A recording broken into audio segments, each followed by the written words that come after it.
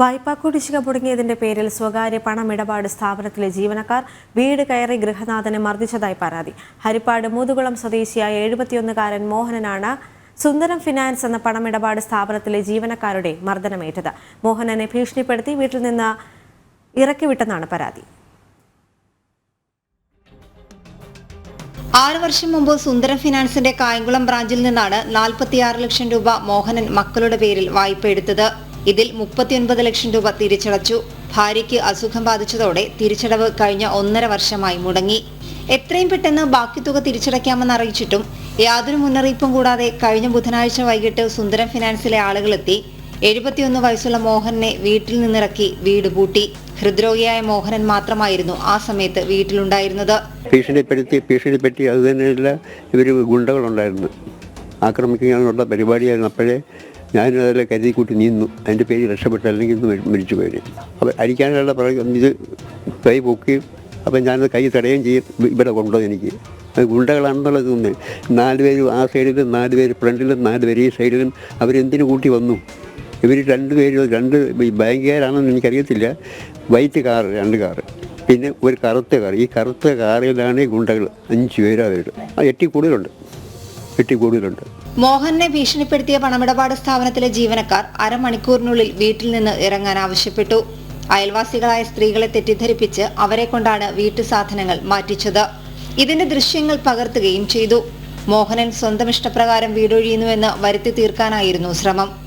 സാധനം പറയാൻ സുനിത ഒന്ന് വന്ന് ഞാൻ തന്നെ ഉള്ളൂ സാധനം പിറക്കാൻ, എന്നെ ഒന്ന് സഹായിക്കാൻ പറഞ്ഞു. ഞാൻ പറഞ്ഞു ബാങ്കുകാർ വന്ന് ജപ്തി കഥ പൂട്ടി അവർക്ക് പോകണം, അതുകൊണ്ട് വരാൻ പറഞ്ഞു. അപ്പം ഞാനിവിടെ വന്നത് കാര്യം എന്താണെന്ന് അറിയത്തില്ല നമുക്ക്.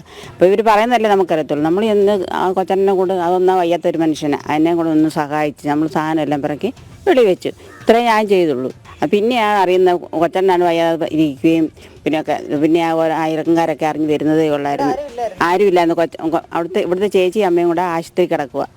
അവരെയും കൊണ്ട് ചികിത്സയ്ക്ക് പോയി. ഈ കൊച്ചാട്ടനാണെങ്കിൽ 2-3 അറ്റാക്ക് വന്നതാണ്. അതെല്ലാം നമുക്കൊന്നും പറയാനൊക്കത്തില്ല, കൊച്ചാട്ടിനോടൊന്നും പറയാനൊക്കത്തില്ല. മെയിൻ സ്വിച്ച് ഓഫ് ആക്കിയതും പിന്നെ ടിവിയുടെയൊക്കെ എല്ലാം പറിച്ച് മാറ്റി വെച്ചതും ഒക്കെ ഞാനെല്ലാം കഴിഞ്ഞല്ലേ വരുന്നത്. എല്ലാം സാധനം എല്ലാം പിറക്കി വരുന്നത്. അവർക്ക് ഉടനെ പോകണമെന്ന് പറഞ്ഞ് അങ്ങനെപ്പോഴാണ് ഞാൻ വരുന്നത്.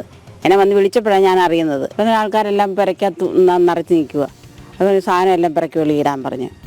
വീട്ടു സാധനങ്ങൾ വാരിപ്പുറത്തിട്ട ശേഷം കുടിവെള്ള കണക്ഷനും മോട്ടറും ഗ്യാസും എല്ലാം വിച്ഛേദിക്കുകയും ചെയ്തു.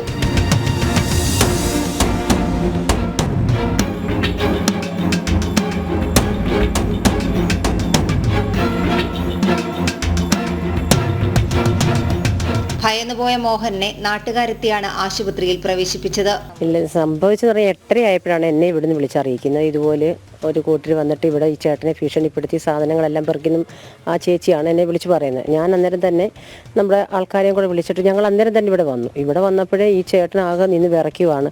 എൻ്റെ മോളെ എന്നെ ഇട്ടിട്ട് പോകല്ലേ, എന്നെ അവർ അതുപോലെ ഭീഷണിപ്പെടുത്തി അടിക്കുകയും ചെയ്തു. അപ്പം ചേട്ടൻ വിറയ്ക്കുക. ഞങ്ങളിവിടെ കാണുന്ന സാഹചര്യത്തിൽ ചേട്ടൻ ആകെപ്പാട് വല്ലാത്ത അവസ്ഥയിൽ നിൽക്കുക. അങ്ങോട്ട് നടക്കുന്നു, ഇങ്ങോട്ട് നടക്കും. എന്തോ ഞങ്ങളോട് പറയേണ്ടതെന്ന് പോലും ചേട്ടൻ അറിയാൻ വയ്യ. ഇപ്പം എന്തോ ചോദിച്ചാൽ പറഞ്ഞ് എന്നെ അതിനകത്തിട്ടിട്ട് ഇവർ ഭീഷണിപ്പെടുത്തിയിട്ട് ഇറങ്ങിറങ്ങ് സാധനങ്ങൾ ഇപ്പോൾ ഇറക്കിക്കോണം എന്നൊക്കെ പറഞ്ഞിട്ട് ഇതോ ഒപ്പിടിച്ചെന്ന് പറഞ്ഞു. അപ്പോൾ ചേട്ടൻ ഈ വശത്തെ കണ്ട ഒരു അടിയും കൊടുത്തെന്ന് പറഞ്ഞു. അപ്പോൾ ഇദ്ദേഹത്തിന് സംസാരിക്കാൻ പോലും ഞങ്ങളോട് പറ്റുന്നില്ല. പിന്നെ ഞങ്ങൾ അന്നേരം തന്നെ പോലീസിൽ അറിയിച്ചു.